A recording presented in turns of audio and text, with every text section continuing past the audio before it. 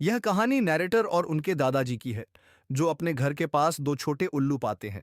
वे उनकी देखभाल करते हैं और बाद में उनकी माँ उन्हें ढूंढ लेती है। आजाद करने के बाद भी उल्लू वापस आ जाते हैं और परिवार का हिस्सा बन जाते हैं। नैरेटर की दादी, जो आमतौर पर जानवरों को पसंद नहीं करती हैं, अब उल्लुओं को पसंद करने लगती हैं और उन्हें स्पेगेटी खिलाती हैं। उल्लू खेलते हैं, कीड़े पकड़ते हैं और घर में सुख से रहते हैं। अब आते हैं स्टोरी पर। One morning, we found a full-fledged baby spotted owlet on the ground by the veranda steps. एक सुबह हमें बरामदे की सीढ़ियों के पास जमीन पर एक पूरी तरह से विकसित बच्चा धब्बेदार उल्लू मिला। When grandfather picked it up, जब दादाजी ने उसे उठाया, it hissed and clacked its bill, तो उसने फुफकारा और अपनी चोंच बजाई। But after a meal of raw meat and water, लेकिन कच्चा मांस और पानी खाने के बाद, settled down for the day under my bed. वह मेरे बिस्तर के नीचे पूरे दिन शांत होकर बैठा रहा। द स्पॉटेड आउलेट, धब्बेदार उल्लू, इवन वेन फुल ग्रोन, पूरी तरह से बड़ा होने पर भी, is only the size of a myna, केवल मैना पक्षी के आकार का होता है। And has none of the sinister appearance of the larger owls, और बड़े उल्लुओं जैसा डरावनी शक्ल नहीं होती। A pair of them may often be found, इन्हें एक जोड़े में देखा जा सकता है। इन एन ओल्ड मैंगो और टमरिंड ट्री, अक्सर पुराने आम या इमली के पेड़ पर। And bye tapping on the tree trunk, और यदि पेड़ के तने पर हल्की ठोकर लगाए तो you may be able to persuade the bird to show an inquiring face at the entrance to its hole. हो सकता है कि पक्षी अपने बिल के मुहाने पर अपनी जिज्ञासु शक्ल दिखाए। The bird is not normally afraid of man, यह पक्षी नॉर्मली इंसान से नहीं डरता। Nor is it strictly a night bird, और ना ही यह पूरी तरह से रात का पक्षी है। But it prefers to stay at home during the day, लेकिन यह दिन में घर पर रहना पसंद करता है।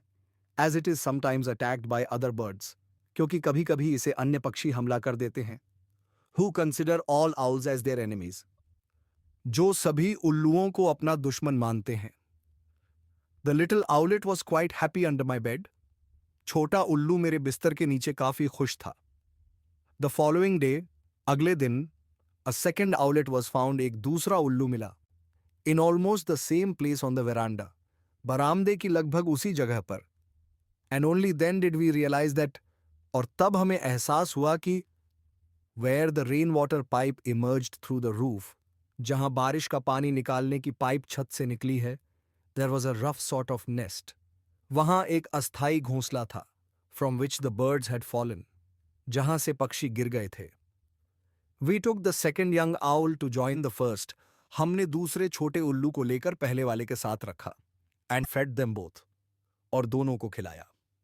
When I went to bed, जब मैं सोने गया, the were on the ledge just outside the mosquito netting, वे मच्छरदानी के ठीक बाहर दहलीज पर बैठे थे।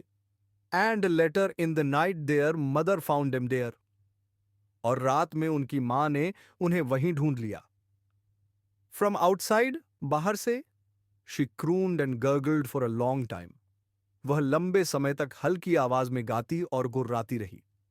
And in the morning, और सुबह, I found that she had left a mouse with its tail tucked through the mosquito net.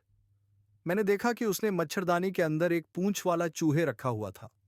Obviously यह स्पष्ट था, she placed no reliance on me as a foster parent, कि उसने मुझ पर एक पालक माता पिता के रूप में कोई भरोसा नहीं किया।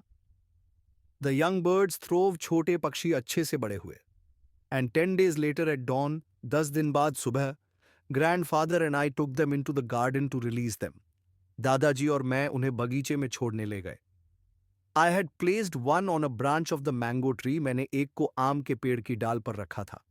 And was stooping to pick up the other, और दूसरे को उठाने के लिए झुक रहा था। When I received quite a heavy blow on the back of my head, तभी मुझे सिर के पीछे एक जोरदार चोट लगी।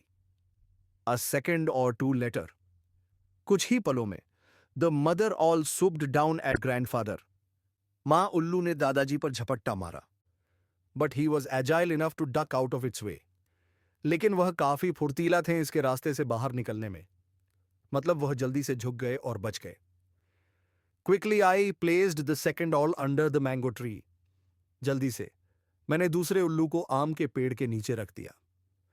Then from a safe distance, फिर सुरक्षित दूरी से, वी वॉच्ड, हम देखते रहे। द मदर फ्लाई डाउन की कैसे माँ उल्लू नीचे उतरी and lead her offspring into the long grass at the edge of the garden, और अपने बच्चों को बगीचे के किनारे लंबी घास में ले गई। We thought she would take her family away from the vicinity of our rather strange household. हमें लगा कि वह अपने परिवार को हमारे अजीब से घर के पास से दूर ले जाएगी।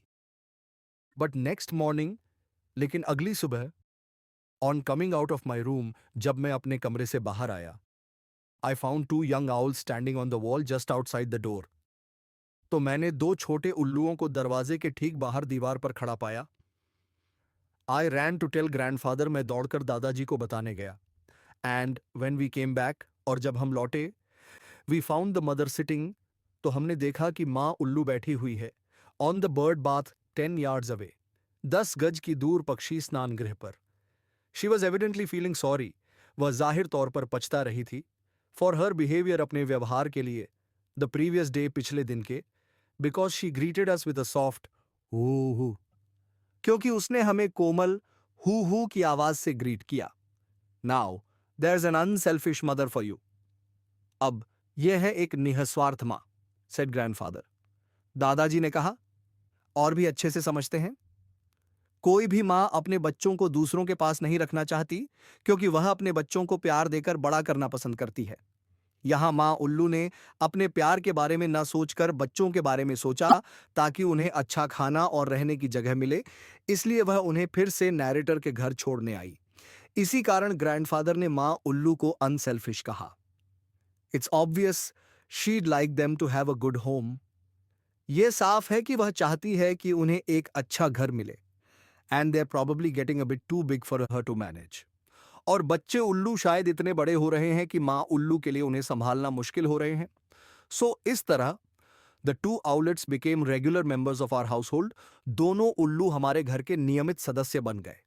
एंड और स्ट्रेंजली इनफ, अजीब बात यह थी कि were among the few pets that grandmother took a liking to.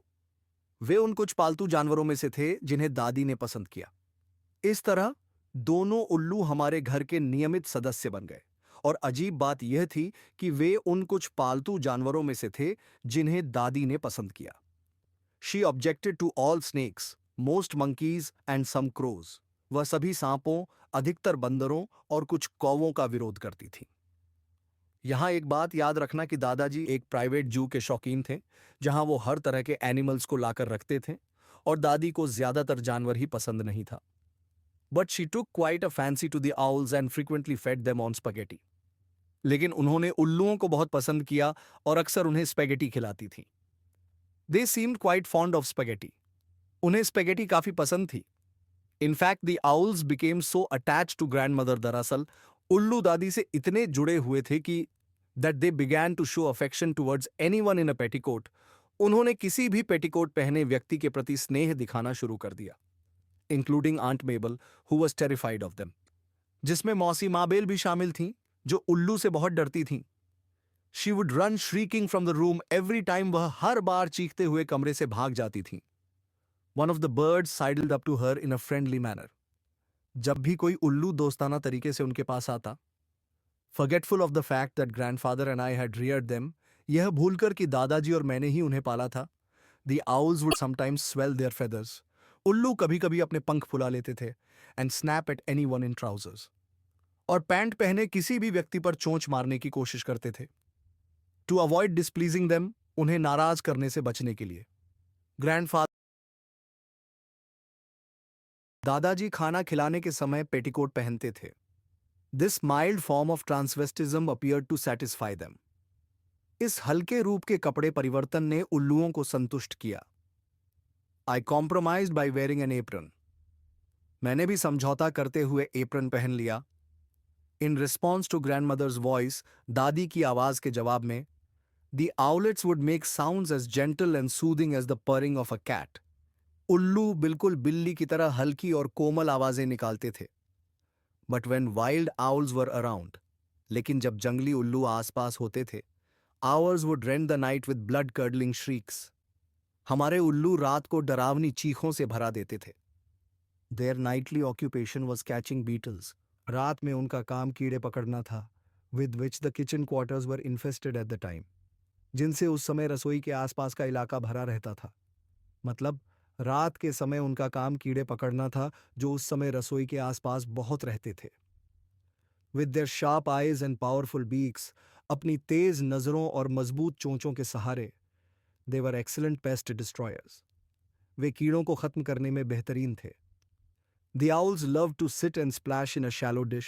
उल्लुओं को उथली थाली में बैठकर पानी में छींटे मारना बहुत पसंद था, especially if cold water was poured over them from a jug at the same time.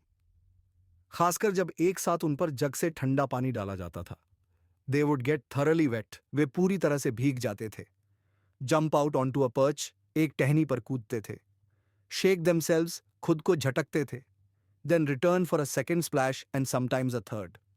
फिर दोबारा पानी में लौटते थे और कभी-कभी तीसरी बार भी। During the day, they dozed in large cages under the trees in the garden. दिन में वे बगीचे में पेड़ों के नीचे बड़े पिंजरों में सोते थे। They needed cages for protection against attacks from wild birds. उन्हें जंगली पक्षियों के हमलों से बचाने के लिए पिंजरों की जरूरत थी। At night they had the freedom of the house. रात में उन्हें घर में आजादी थी, where they exercised their wings as much as they liked. जहां वे अपनी पंखों का जितना चाहें उतना अभ्यास करते थे। Superstitious folk, अंधविश्वासी लोग, who dread the cry of the owl, जो उल्लू की आवाज से डरते हैं, may be interested to know that, शायद यह जानने में रुचि लेंगे कि mice accepted चूहों को छोड़कर, there were no untoward deaths in the house during the owl's residence. उल्लुओं के घर में रहने के दौरान कोई अप्रत्याशित मौत नहीं हुई।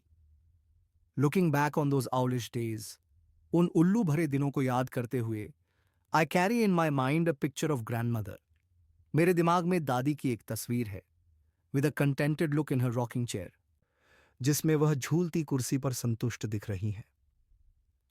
Once, on entering her room while she was having an afternoon nap, एक बार जब मैं उनके कमरे में गया जबकि वह दोपहर की नींद ले रही थीं, I saw that one of the owls had crawled up her pillow till its head was snuggled under her ear. तो मैंने देखा कि एक उल्लू उनके तकिए पर चढ़कर उनके कान के नीचे अपना सिर छिपा रहा था। Both grandmother and the owlet were snoring peacefully. दादी और उल्लू दोनों ने शांति से खर्राटे ले रहे थे।